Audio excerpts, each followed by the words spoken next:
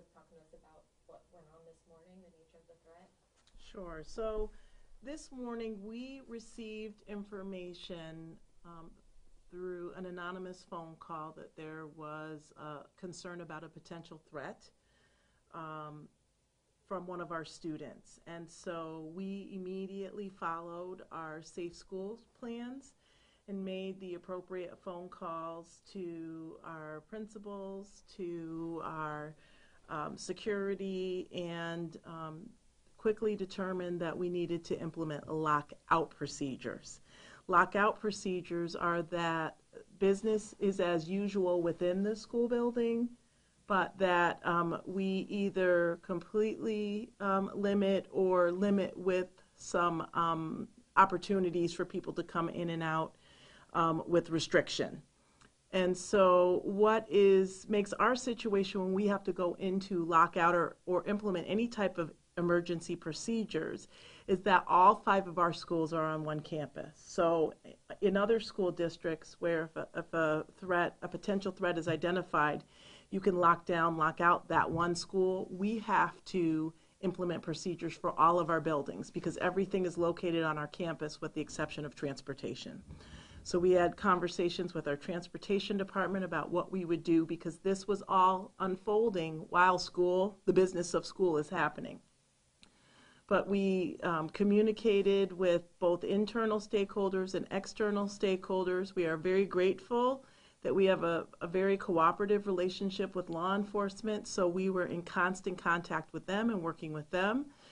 And we, again, implemented our safe schools procedures to ensure that our students and our staff were kept safe at all times.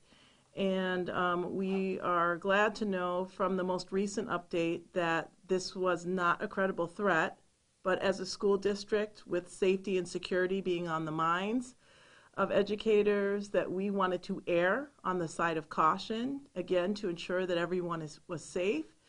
And given the unique structure of our school district, that we needed to move forward in that particular direction.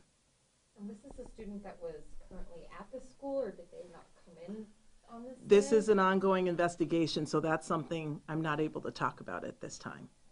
Are you able to tell us where that threat came from? Was it like a text message? Was it a social media post? It was a phone call. Okay. One of the things that we work very hard is to have different mechanisms or vehicles in place so people, if they do have a concern, and so our system worked well. The tip line was called, and we acted upon it immediately. To plan that, though, make sure it was not a phone call threat to the school. Oh, correct. Yes. Correct. I know you said the investigation is ongoing. Yes. At this time, can you say if the student in question is being interviewed or questioned? We are fully cooperating with law enforcement, and you can understand why we want to make sure that that process plays out and that what needs to happen through that process. So how are parents notified about this? We use a variety of mechanisms. We have a robocall system, and very grateful to have a PR office that helps us work with that. And so we, as a district office team, work with law enforcement and others to put together statements to communicate. So it's a robocall. We put information up on the website. We use Twitter. You know, in this day and age, you have to use all of those communication tools to make sure people are notified. And then certainly whenever phone calls came in, we had uniform and consistent information that we were giving to parents should they call in and be concerned. What was the time that this all began? Because I know at first the elementary students, they were held back from being dropped off, right? Mm-hmm. We started this process around 7:30.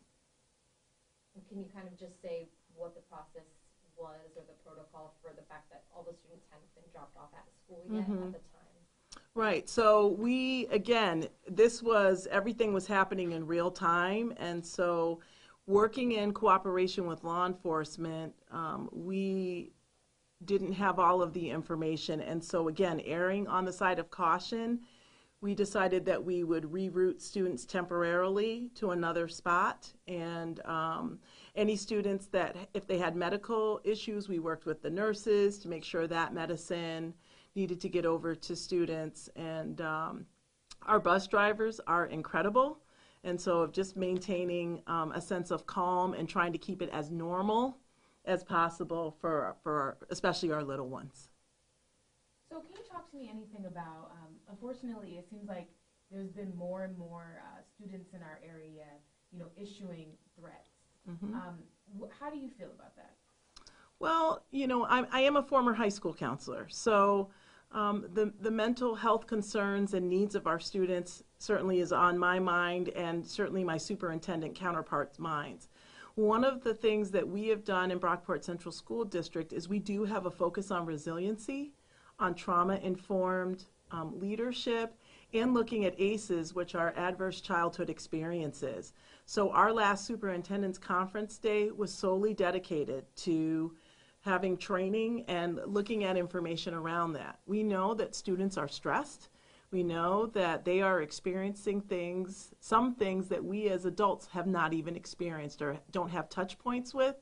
And so I feel that we are very fortunate to have multiple resources, school counselors, school psychologists, school social workers who are well-trained and well-versed. We have outside supports to work with students because they are stressed. There is a lot of the social ills that our students experience, and so certainly we could just say that all our responsibility is to make sure that the teaching and learning process occurs, but that's not what school looks like in the year 2019. There are lots of social and emotional needs that need to be met, and so that's something that we need to pay particular attention to and to make sure those barriers are removed so students can meet with academic success.